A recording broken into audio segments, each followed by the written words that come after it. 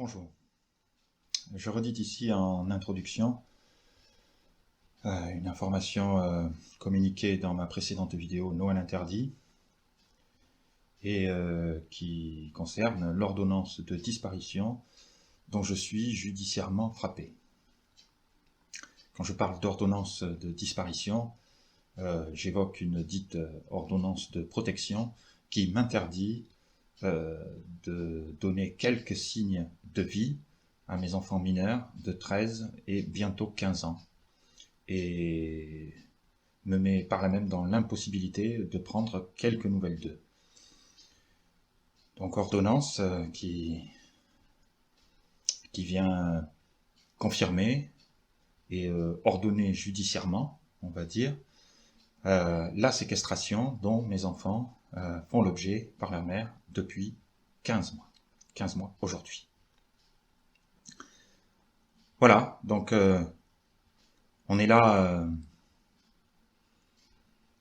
dans une décision de justice qui impose aux enfants de faire le deuil de leur père et qui en cela ressemble davantage comment dire, à l'expression de pulsion d'une mère souhaitant pathologiquement la disparition du père qu'à une décision de justice.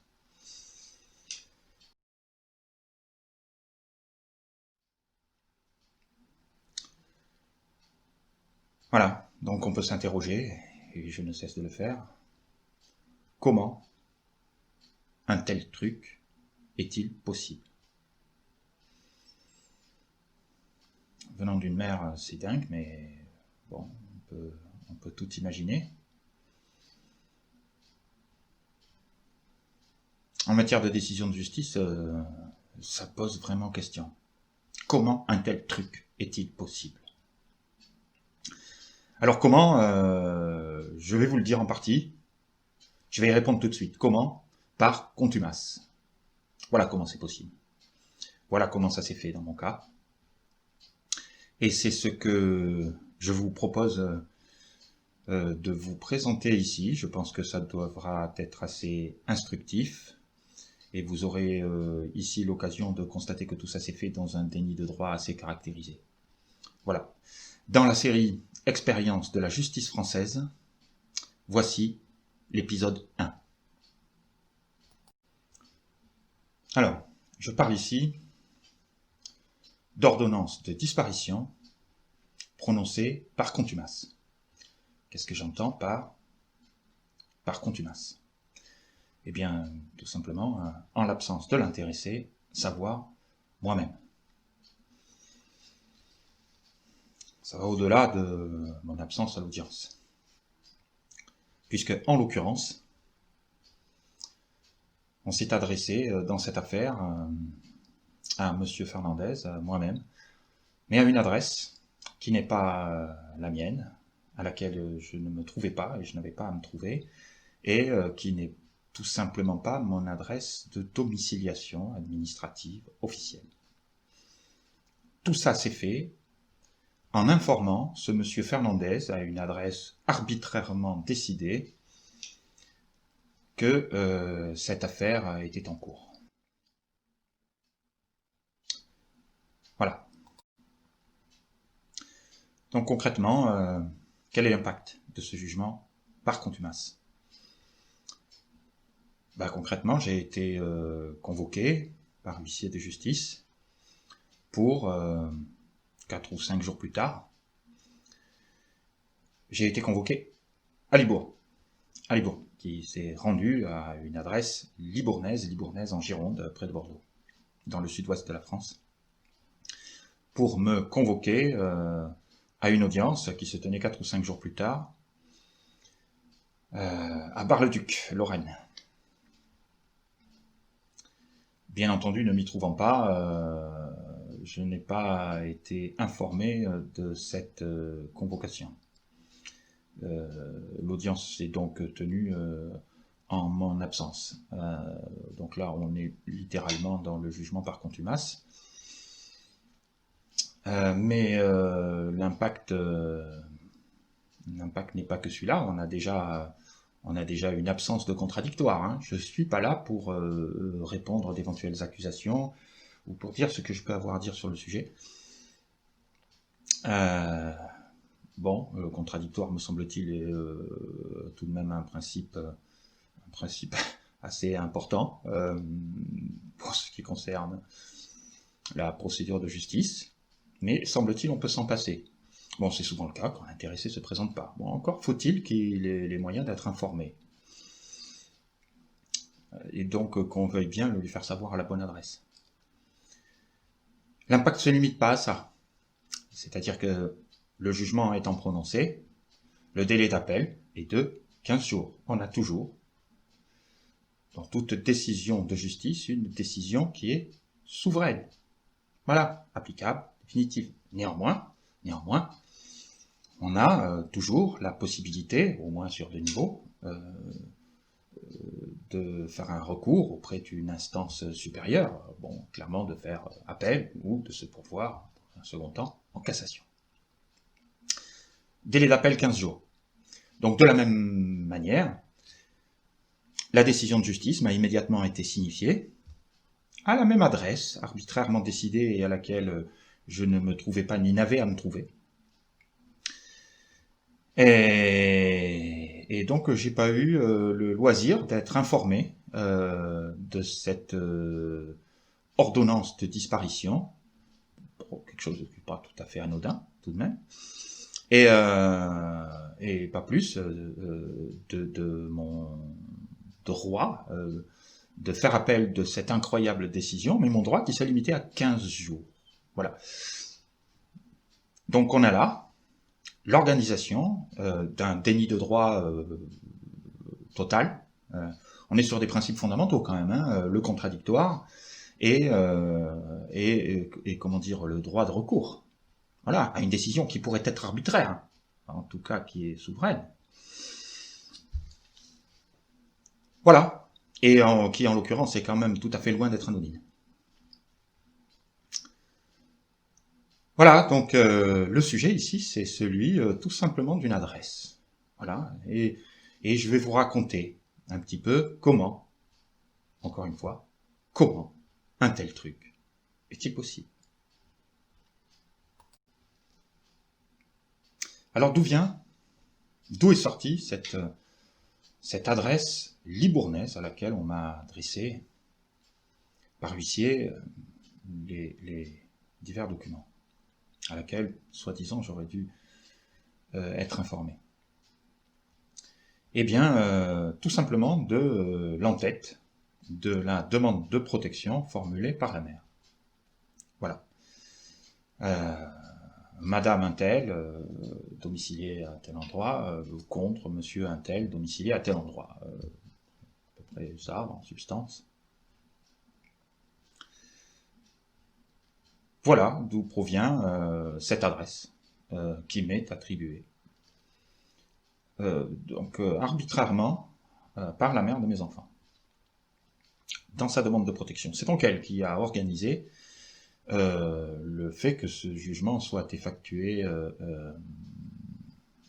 ces termes, par contumace, quoi. Et qui m'a ainsi privé de tous les droits les plus fondamentaux en matière de justice. Elle-même étant magistrate, hein, tout de même, donc elle devrait être sensible à ses droits, mais bon, en l'occurrence, elle le montre pas trop. Voilà, alors peut-être s'est-elle trompée, elle écrit elle-même dans le même dossier qu'elle fournit au juge des affaires familiales, auteur de l'ordonnance.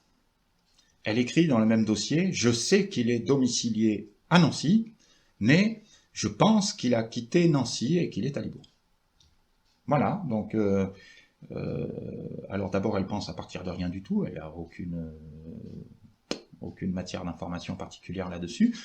Bon, elle présume, et donc on peut supposer que peut-être elle a souhaité me faire transmettre ces informations à l'endroit où je me trouvais physiquement, selon elle. plutôt qu'à tout simplement mon adresse officielle. Il n'en est rien. Il n'en est rien. Le choix de décréter arbitrairement que mon adresse devait être à Libourne n'est pas nouveau. J'y ai eu droit pendant toute l'année 2020. Alors je resitue.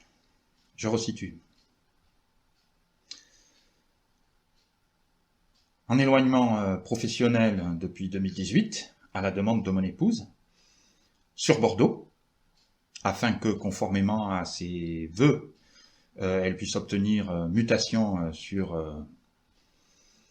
le trait recherché dans la magistrature tribunal de Bordeaux, invoquant le rapprochement familial. Donc il fallait que j'ai un contrat de travail bordelais.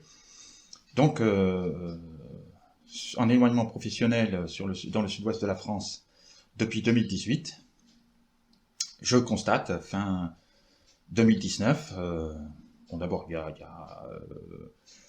une séparation qui s'annonce, et clairement je constate une rupture organisée par la mère des liens entre moi et mes enfants.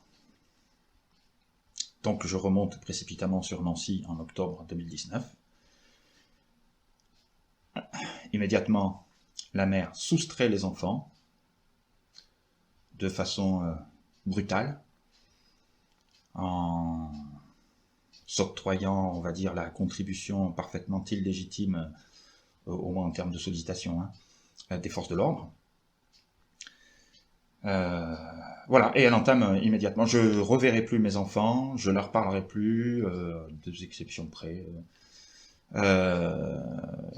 Terminé, ça fait 15 mois.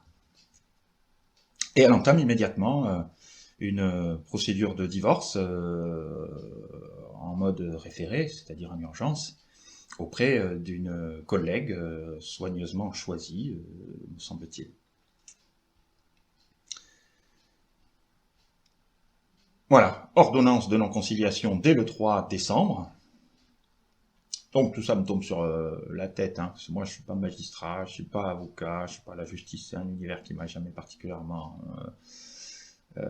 intéressé. Bon, ça me tombe dessus, ordonnance de non-conciliation le 3 décembre 2019. Je n'ai pas à voir mes enfants, moi on m'accorde des visites médiatisées, c'est-à-dire qu'un tiers est là doit être là pour, d'abord, ce tiers organisera ça quand il pourra, et je pourrai les voir ponctuellement et sous la vigilance de ce tiers, parce qu'il faut supposer qu'il faut les protéger de moi. Voilà le truc qui me tombe dessus. Je fais appel, laborieusement, mais je fais appel de cette ordonnance. Fin décembre. Et ça nous occupe tout le premier semestre 2020. Voilà, donc échange de conclusions à peu près tous les mois.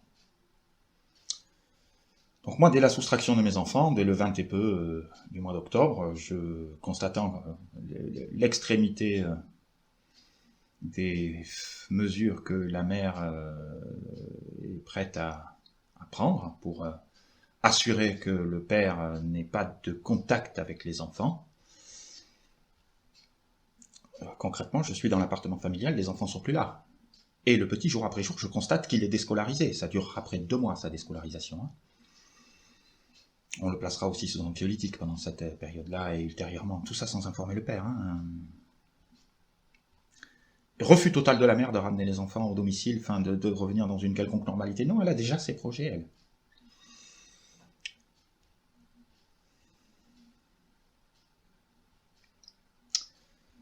Donc je démissionne de mon emploi. Je suis à ce moment-là avec un contrat bordelais, comme requis, mais en mission sur Toulouse. Je démissionne de mon emploi pour remonter le plus vite possible sur Nancy.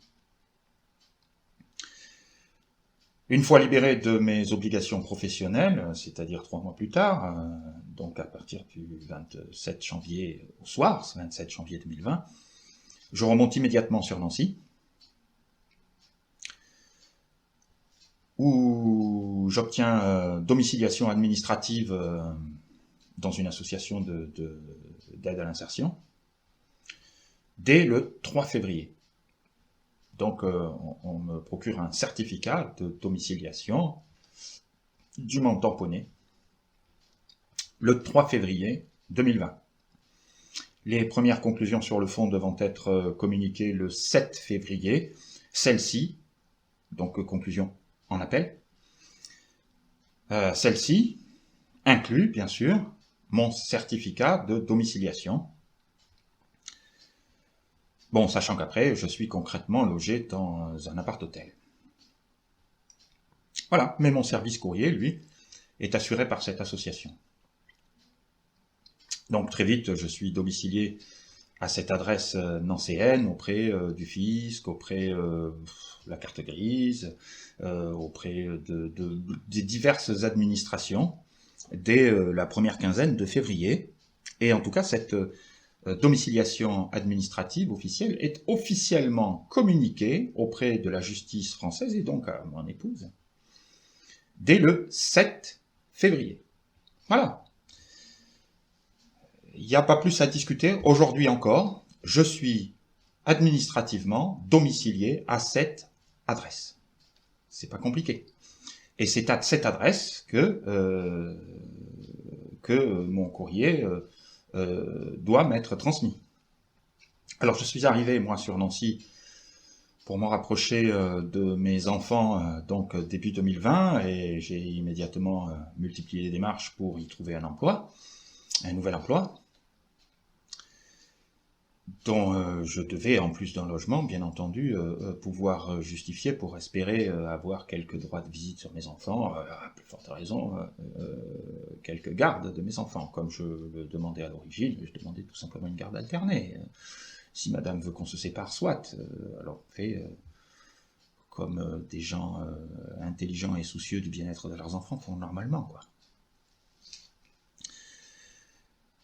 On est très très loin ici de ce cas de figure. On est très très loin ici, mais après on fera la morale à tous les justiciables, on leur dira c'est pas bien, voyons, vous disputez pas, pensez à l'intérêt de vos enfants. C'est pas du tout comme ça que ça se passe quand madame est magistrate. Enfin, pardon, c'est pas du tout comme ça que ça se passe dans mon cas, où, en l'occurrence, madame est magistrate. Voilà, donc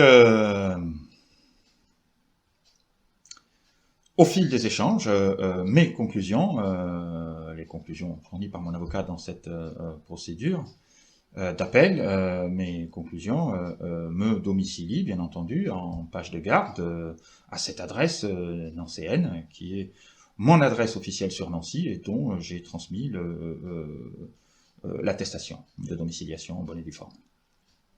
Alors pour ce qui est de la recherche d'emploi, bon, chacun aura remarqué la particularité de l'année 2020. Moi, je me suis retrouvé dans mon appart-hôtel en plein confinement national, dans ma cage à poules, faut bien le dire comme ça, où j'ai passé 6 mois.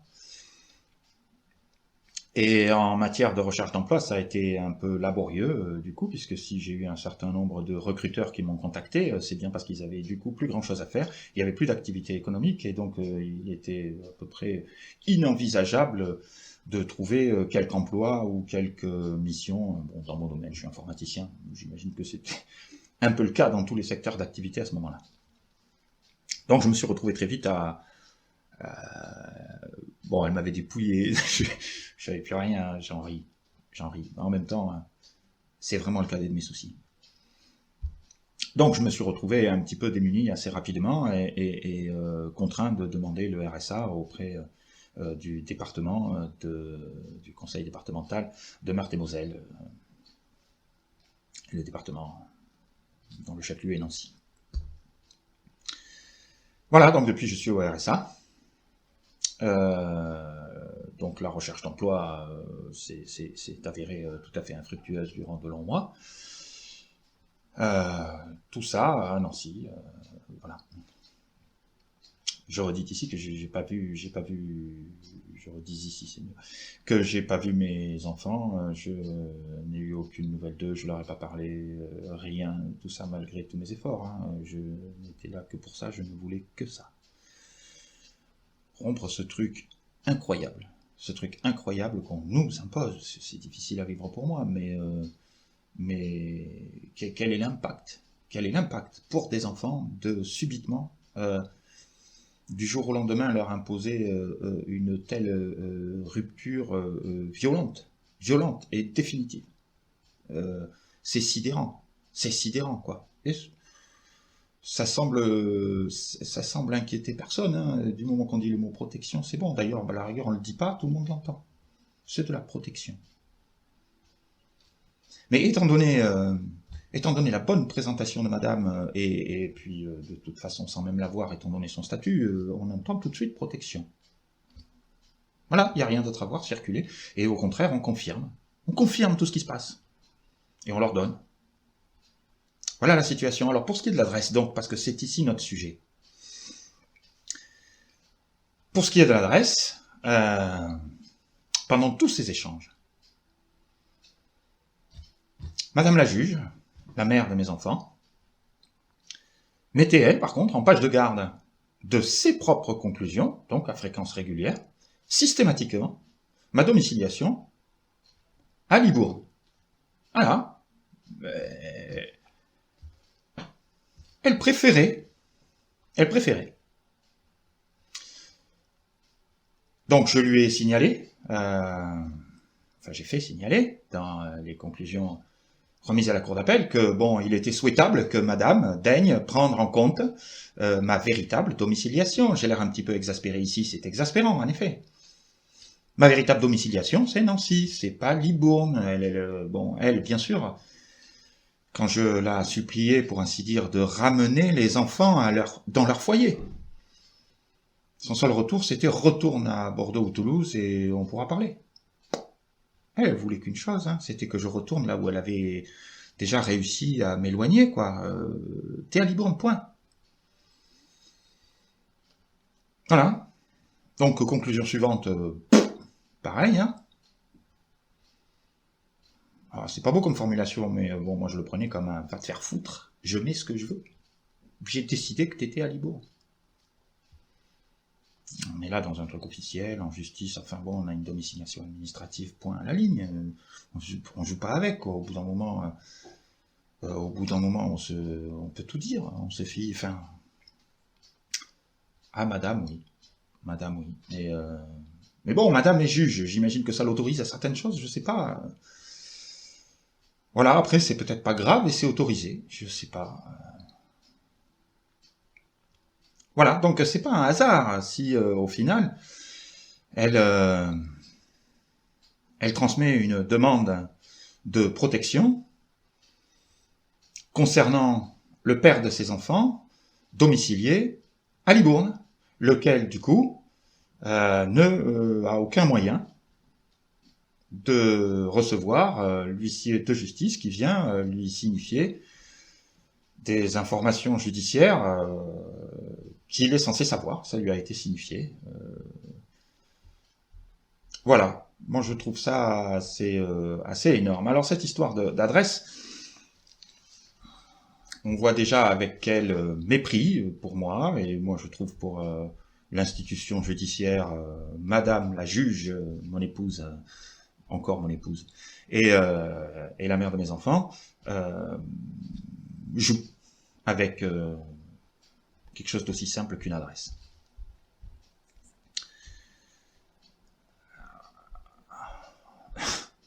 Quand on dit joue, ça va quand même beaucoup plus loin que ça, hein, parce que au sein de dans le cadre de la procédure d'appel, dans les pièces qu'elle fournit bien entendu des mains courantes où elle va déclarer ce qu'elle a déclaré, enfin ce qui l'intéresse à la police, histoire de pouvoir acter de ce qu'elle affirme, avec quelque chose qui fait officiel. Bon, c'est comme ça qu'on fait, elle sait, elle maîtrise. Alors là, sur ces trucs-là, je suis, comment dire, ma fiche d'identification, c'est mon nom, lieu de naissance, téléphone, adresse, SDF à Nancy. SDF à Nancy, dans l'une de ses mains courantes, elle me dit rôdeur nocturne, enfin rôdeur du soir, autour de l'appartement familial, où elle se trouve avec les enfants. Voilà, donc c'est sûr, là, tout de suite, ça fait peur. Un SDF, rôdeur nocturne et tout, enfin, c'est assez insécurisant, quoi, comme... voilà. Alors, en tête, je suis Libournais, et dans la main courante, du même dossier, malgré le confinement national, je suis rôdeur nocturne à Nancy-Centre. Ça pose aucun problème à personne, c'est pour ça que, effectivement, je trouve que c'est joué, c'est drôle, mais c'est pas tout. À côté de ça, madame justifie d'un courrier qu'elle m'a transmis pour l'inscription dans un nouvel établissement scolaire de mes enfants, puisqu'elle a l'intention de les éloigner géographiquement.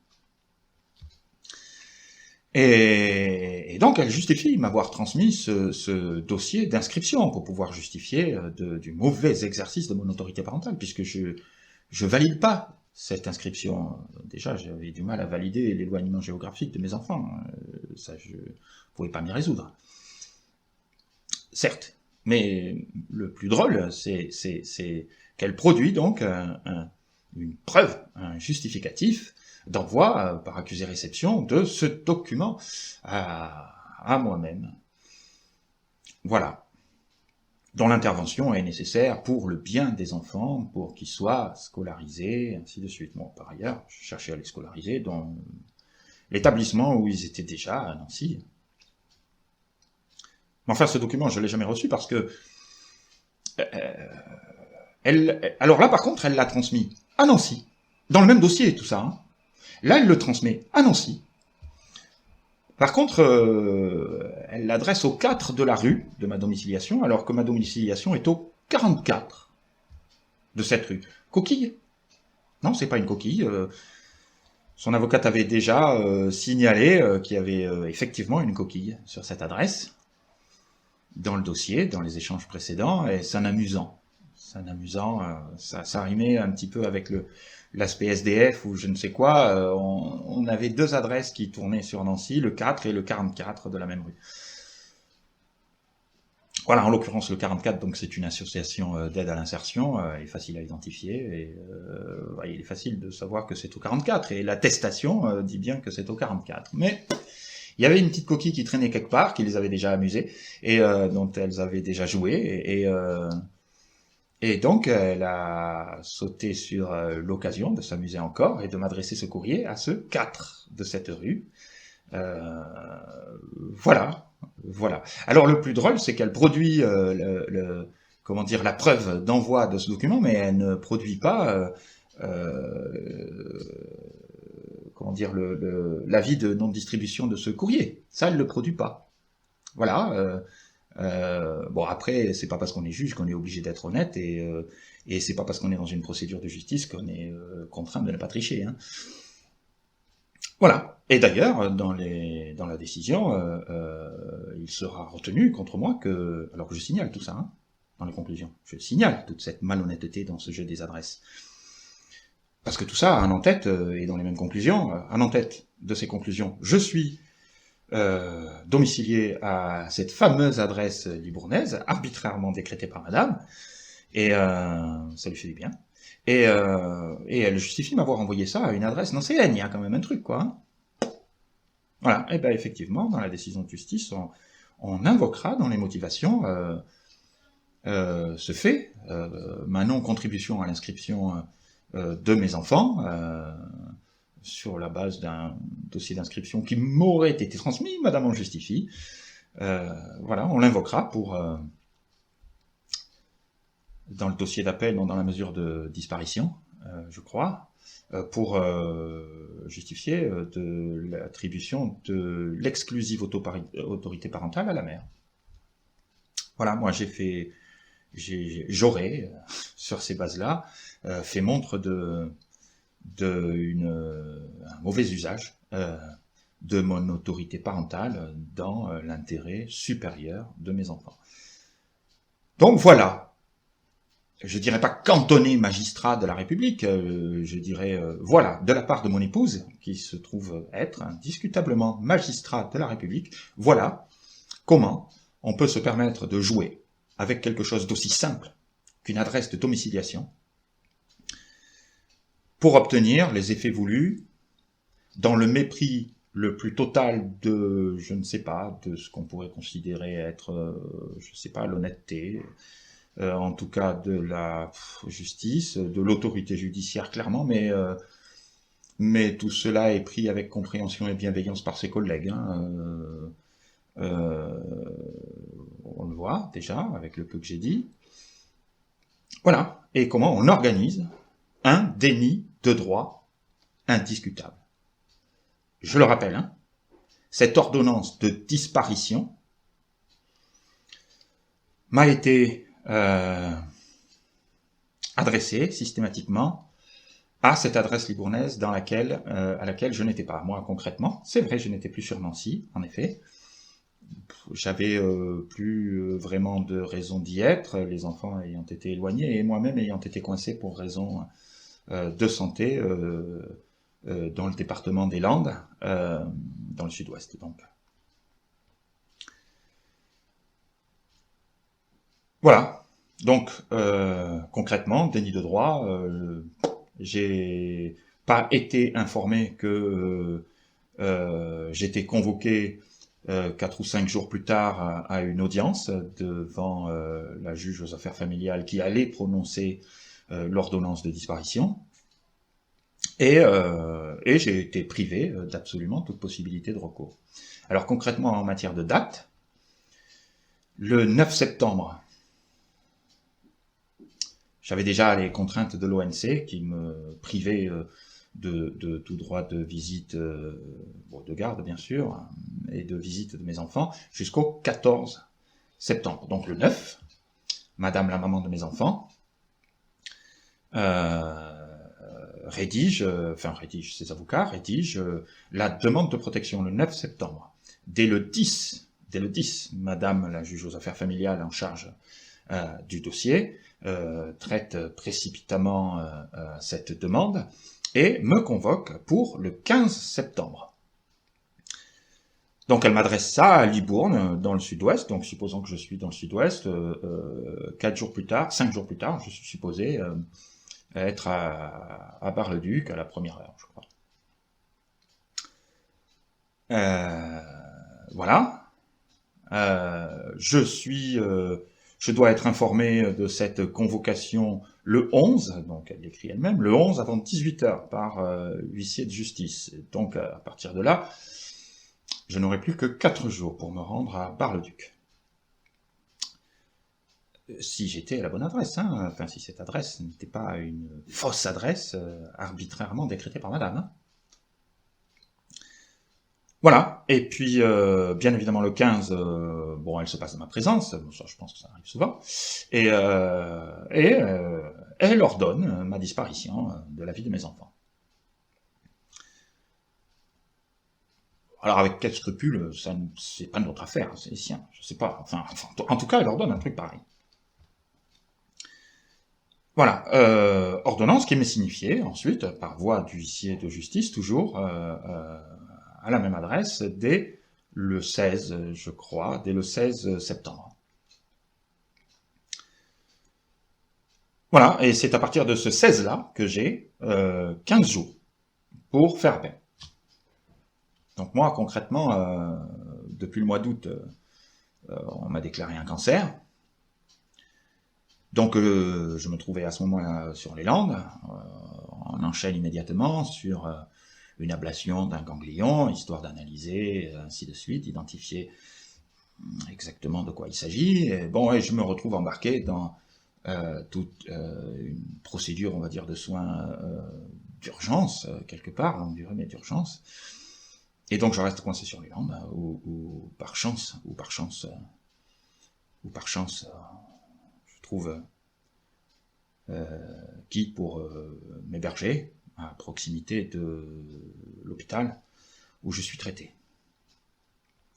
Bon, bien sûr, ça enchaîne sur une série de chimiothérapie, de séances de chimio, qui est toujours en cours, et pas très concluante, entre parenthèses.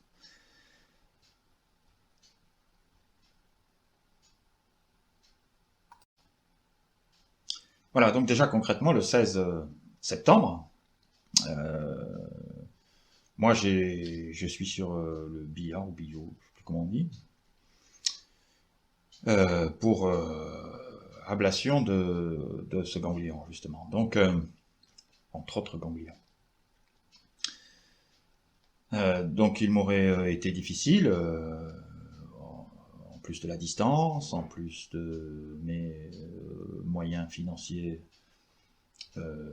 relativement limités, enfin voilà, il m'aurait été difficile de me rendre présent. Bon, après, l'expérience que j'ai déjà me laisse penser que bon, ma présence aurait pas enrichi considérablement, comment dire, mon droit de bénéficier du principe du contradictoire.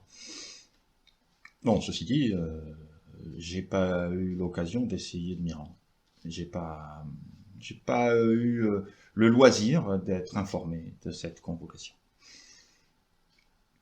Voilà, ceci dit, le 25 septembre, me remettant tant bien que mal de cette intervention chirurgicale, je décide de me rendre pour, d'une façon ou d'une autre, faire savoir, puisque j'ai aucun moyen, faire savoir enfin, pour l'anecdote, moi je l'ai appris le 13 août au matin, diverses analyses, et puis finalement ORL, qui me donne le diagnostic, a priori à ce moment-là 2 cancers. Et sortant de là, je passe devant chez mes beaux-parents, où je m'arrête, puisque je me dis, tiens, voilà un moyen de faire savoir à mes enfants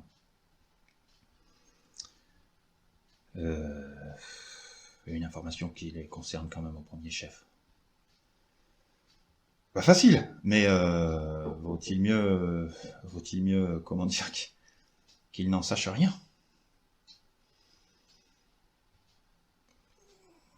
Ah, je me suis fait jeter comme un malpropre. Et bien sûr, tout ça a été produit contre moi, je suis allé les agresser. J'avais rien à faire là-bas. Bon. Donc le 25 septembre, je me rends à La Rochelle. Et devant les grilles du collège, je demande à ce qu'on veuille bien faire venir mes enfants pour qu'au moins à travers les grilles, je puisse leur annoncer ce changement de situation important dans notre vie. Et j'apprends là que, vous savez bien, monsieur, j'ai pas arrêté. Ça c'est énorme. Je suis le père de mes enfants et j'ai pas à être là. Donc, enfin, il n'y a quand même rien de confidentiel. Si vous avez des directives, monsieur, faites-les moi savoir. Et donc, monsieur rentre dans les locaux de l'établissement. Moi, je reste devant les grilles. Hein, et revient avec un document dans lequel un certain nombre de paragraphes étaient documents multipages et un certain nombre de paragraphes étaient déjà fluorés. Et il me lit un paragraphe qui est mon interdiction de territoire. Donc, il m'est interdit de me trouver à proximité de l'établissement scolaire de mes enfants, là où je me trouve sur le moment, à proximité du tribunal judiciaire de la ville. Bon, c'est un lieu public. En l'occurrence, moi je suis concerné, là, c'était pas le cas avant dans ma vie, mais là je suis concerné directement. Avant j'allais y voir ma femme, chercher mes enfants, qui éventuellement y passaient l'après-midi, tout ça. Oui, alors, mais ça reste du coup le lieu de travail de mon épouse. Il m'est interdit de m'approcher du lieu de travail de mon épouse. Il m'est interdit de m'approcher de leur domicile, dont on m'a toujours refusé de me communiquer l'adresse. Et il m'est interdit de toute façon de mettre les pieds dans la circonscription. Voilà. Donc j'apprends ça, ce petit paragraphe, derrière les grilles. Je demande copie à monsieur, bon, il rentre et puis il ressort. Ah non, la direction refuse, vous n'aurez pas copie du document. Alors, je suis concerné quand même. j'ai pas copie. Bon, là, c'était le 25 septembre, hein, j'aurais eu copie. Bon, ça aurait été, comment dire, une communication informelle, non officielle des documents, mais au moins, j'aurais eu le document entre les mains et j'aurais eu un peu plus que la lecture de ce petit paragraphe, quoi. Voilà. Voilà, donc concrètement, très laborieusement, moi j'ai eu connaissance de tout ça un mois après, un peu moins. Entre deux, il a fallu que je me débrouille pour me procurer le courrier à cette adresse-là, j'ai fini par comprendre quand même. Ça a déjà été compliqué, enfin à chaque fois des délais, hein, bien entendu. Une fois que je me suis procuré ce courrier-là, j'ai donc pris connaissance des documents laissés par l'huissier de justice qui avait fait les démarches. J'ai pris connaissance aussi d'un document de la préfète de Gironde, daté immédiatement du 16 septembre. Tout ça va très très vite, hein. On se plaint de la lenteur de la justice. Pas du tout, ça va très vite. Donc, mais bon, là, on est là sur des problématiques graves, hein, donc naturellement, tout va très très vite. Et donc, en l'occurrence, la préfète de Gironde m'informe que je suis fiché nationalement dès le 16 septembre. Hein. Je suis fiché nationalement et j'ai interdiction de détention et d'acquisition d'armes toutes catégories. Voilà. Donc, je me retrouve, pas dangereux criminel, mais je me retrouve un personnage dangereux à surveiller et dont il faut protéger la société, ou tout au moins une partie de la société. Tout ça, ça mobilise nos services nationaux, hein, ça mobilise les forces de l'ordre qui ont cherché à me localiser.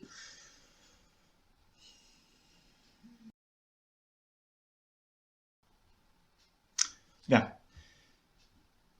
Donc je trouve aussi dans ces quelques courriers, il y avait à peu près que ça, hein, j'habitais pas là, j'avais pas à me trouver là, enfin voilà, toutes les administrations de France auxquelles j'avais pu me déclarer, m'adresser leur courrier à Nancy, enfin voilà. Donc il y avait que le courrier relatif à cette affaire, voilà. Et donc je découvre aussi les courriers de l'huissier de justice, et donc je peux contacter son étude et demander à ce que ce courrier soit transféré à une étude landaise, ainsi de suite. Enfin, voilà. Je finis par passer chercher donc tous ces documents dans cette étude d'huissier landaise, et je suis donc informé de tout ça mi-octobre. Voilà, ça fait déjà un mois, en fait, que cette ordonnance de disparition s'impose à moi, et à mes enfants, par voie de conséquence, et que, comment dire, tous mes droits ont d'ores et déjà été bafoués. Tous nos droits, à mes enfants et moi. Voilà pour ce premier volet de la série Expérience de la justice française. J'espère que je ne vous ai pas écœuré, parce que j'ai d'autres volets en perspective. À bientôt.